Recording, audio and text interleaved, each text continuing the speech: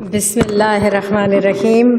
Assalamu alaikum, excellencies, ladies and gentlemen. Je m'excuse, je vais parler en anglais.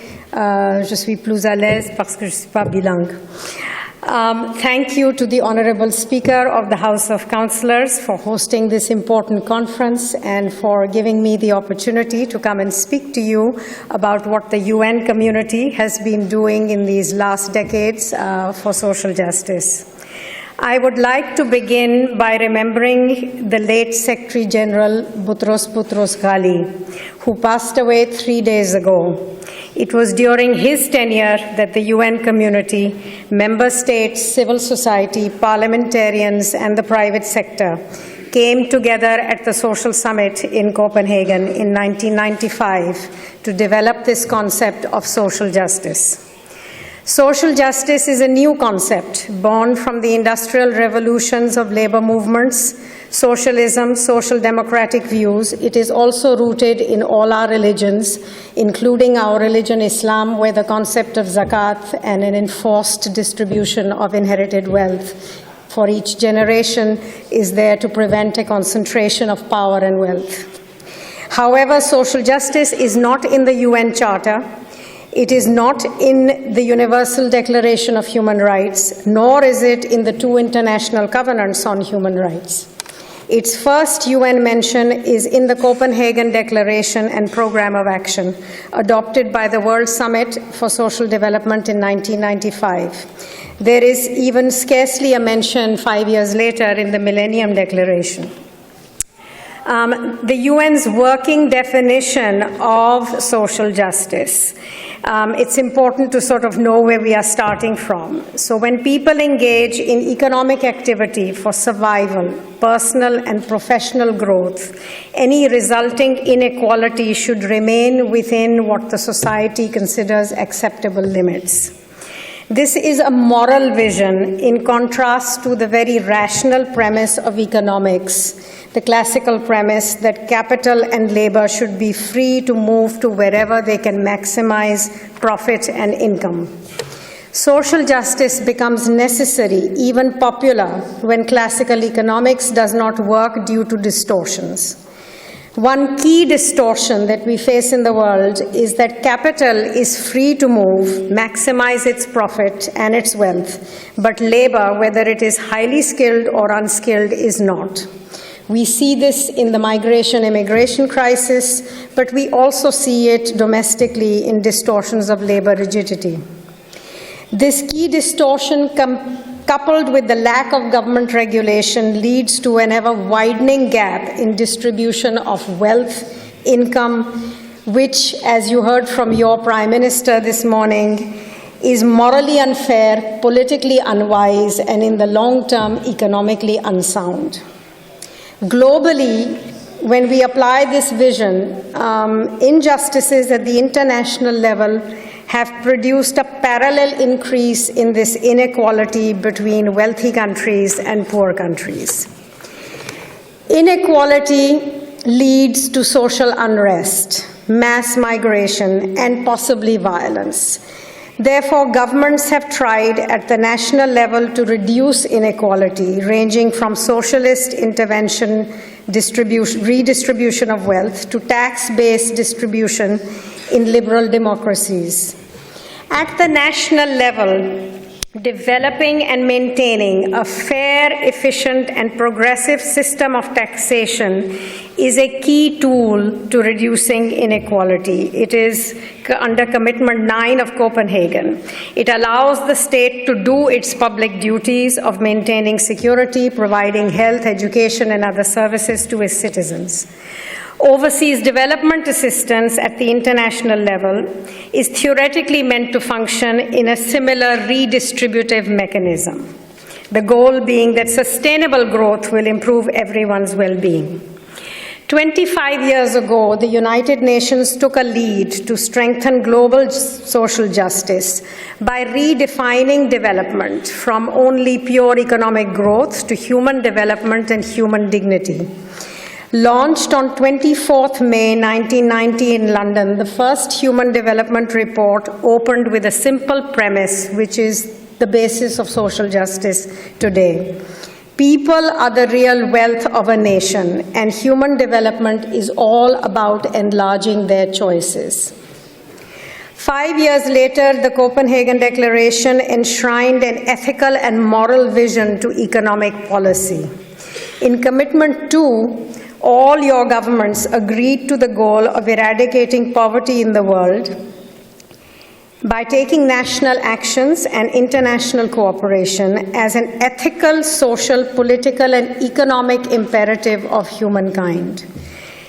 Commitment 4 strengthened this goal by adding the promotion of social integration by fostering societies that are stable, safe, and just. These are very wide and difficult to achieve goals. So I would now like to come to something a little more practical in terms of where we are on one of them. And that is the goal that affects over 50% of the world's population, gender equality, which is also goal 5 of the Sustainable Development Goals, which were agreed this past year by all your governments. By any economic yardstick, wages, lifetime income, land, financial assets, retirement, social security, inheritance, women globally lag far behind men, 2 decades after the world declared equality as the goal at the 4th World Conference in Beijing. I understand, Mr. Speaker, that your Parliament is currently debating the gender equality law. So I hope this is of interest and relevance. Globally, women's wages are on average 24% less than men's, according to UN Women. However, even in high-income countries, over their lifetime, for example, women in Sweden and France earn 31% less than men. Women in Germany earn 49% less than men, and women in Turkey, over their lifetime, earn 75% less than men. These gaps have cascading effects across all other aspects of women's economic lives. According to UN Women's recent study on 64 countries, after accounting for gender differences in education, the size of the pay gap actually increased, which means that despite rising female education, the education has not been rewarded by the labor market on its own. This differential in women's comparative economic worth, I believe, and so recent research also shows, derives not from the paid labor in the marketplace, but from the unpaid, unrecognized, non-monetized work that women do at home. This care work obligation, which women perform 2.5 times more than men, becomes the basis of discrimination by employers, who assume that the female employee will leave or go part-time when children arrive, will need more flexible time when parents become elderly. It is the main basis of the glass ceiling, keeps women stuck in lower-paid part-time jobs, which is also known as the sticky floor. International organizations in the UN system have 2 different approaches to addressing this problem. UN Women and the International Labour Organization use a right to equality approach. Women's unpaid care and domestic work, according to UN Women, is the foundation of all economic activity. It produces and reproduces the labor force on a day-to-day basis and over generations for the market. In 2013, the International Conference of Labor Statisticians agreed that thenceforth unpaid care and domestic work would be characterized as work. The financial and development institutions, however, use still a very direct measurement of just the work done in the labor force. 20 years after Beijing, no country on a regular basis is accounting for women's unpaid labor in its national accounts or GDP. Even the Human Development Report does not include it as a regular indicator. The IMF now recognizes that low labor force participation by women slows economic growth. Governments such as Japan recently, motivated by declining birth rates below replacement values, are designing programs with the IMF to help families with support work so that women can work outside the home. And their results, as they are measuring them, are showing that these policies are working, that more and more women are joining the labor force.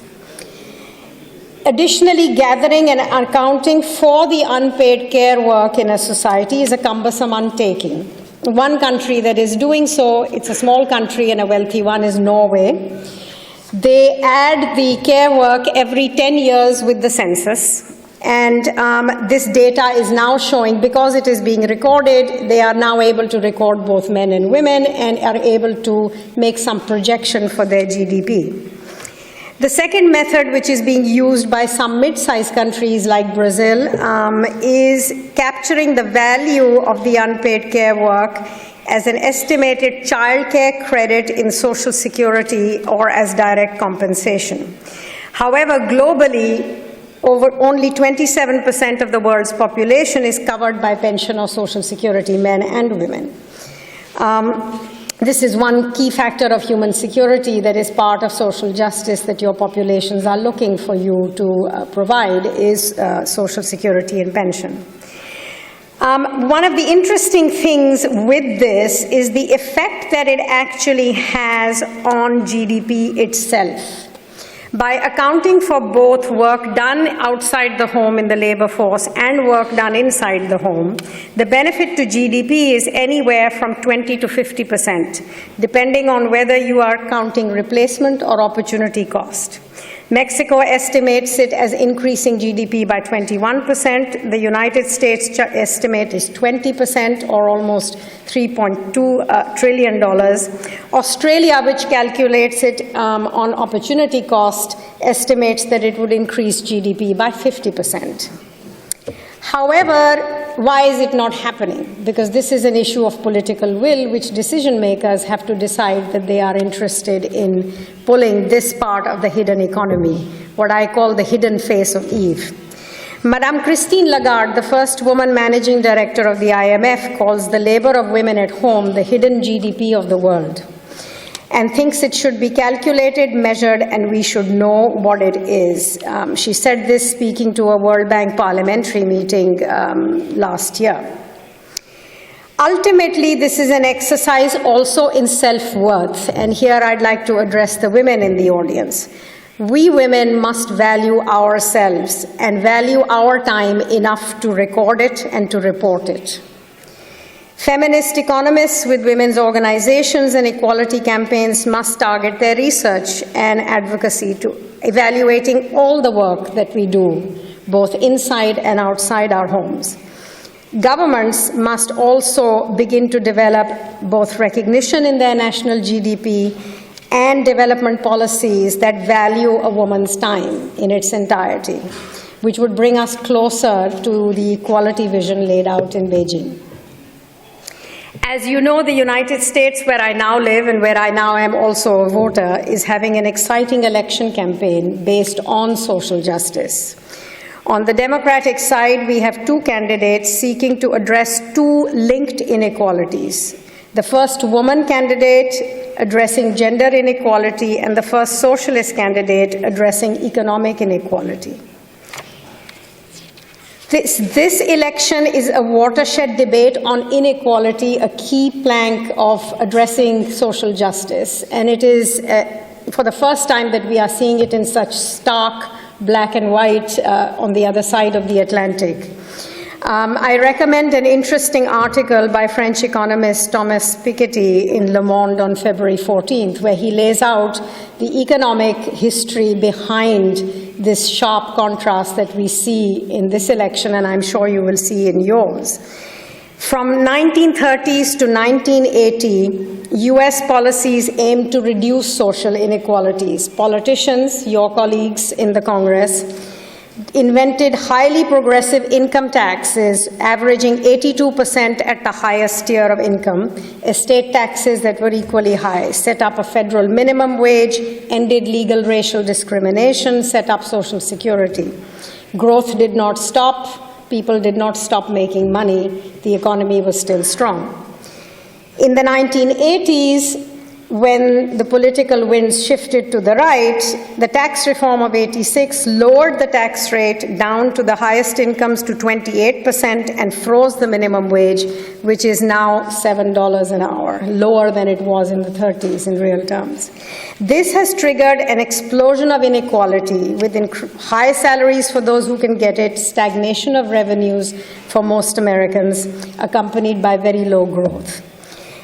This inequality is at the heart of social justice and a key factor in political elections everywhere. Parliamentarians have played an important role, all of you, in pushing the UN system to adopt the global justice goals, which are embedded within the Sustainable Development Goals. And you are also, in the work that you do with interparliamentary organizations, now pushing the UN system to help you implement these goals nationally. What is very interesting to me as an expert on both the UN system and the interparliamentary work done by over 75 parliamentary organizations is to see the role that parliamentarians are playing both nationally and with the international system to be able to help you do your job better at the local level. By holding this conference, you're doing something very unique. Not only are you having us experts lay out a UN framework for social justice, but you are giving us the privilege to witness your national political debate on these issues. I am personally following the debate on gender equality closely, and as you are the host of COP22, I'm also following your preparations on renewable energy and urban air quality. I would like to end, if I may, with a practical suggestion. If your parliament has not yet done so, look to forming a working group with one member from each of your commissions focused on each of the 17 goals of the UN's SDGs. From the UN community, in addition to the UN agencies, interparliamentary organizations and civil society, we will all be there to help you, north, south, south, south, east, west. Thank you very much. Ma assalam.